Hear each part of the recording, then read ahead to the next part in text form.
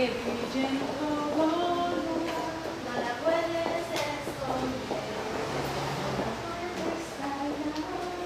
Ante tal necesidad, Enciende la luz en la oscuridad.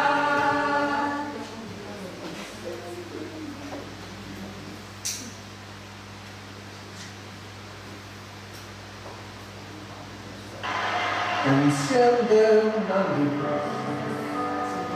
déjala brillar, la luz de Jesús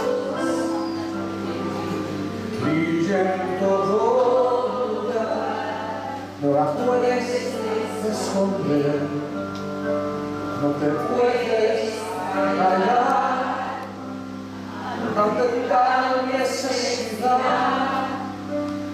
Enciende una luz en la oscuridad.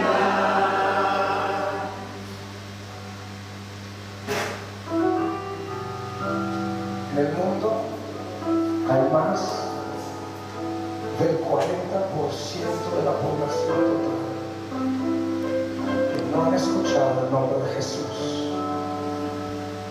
Esto representa 2.4 mil millones de gentes. No lo han oído en ninguna canción, no lo han leído en sus libros de historia. La mayoría ni tiene libros de historia porque ni tienen alfabeto.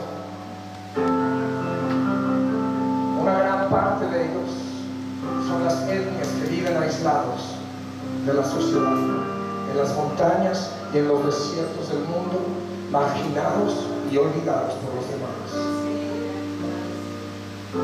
Mientras que la iglesia del Señor perdemos el tiempo en discusiones, pleitos y divisiones, estos miles de millones se van a una eternidad sin Jesús.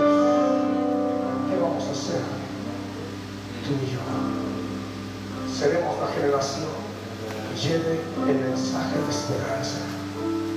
Entonces, enciende la luz, déjala brillar, la luz de Jesús que brilla en todo lugar, no la puedes esconder, no te puedes callar ante la necesidad.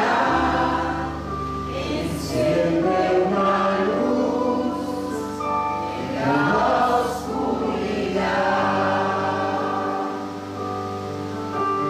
Dice Romanos capítulo 10, verso 14. ¿Cómo pues invocarán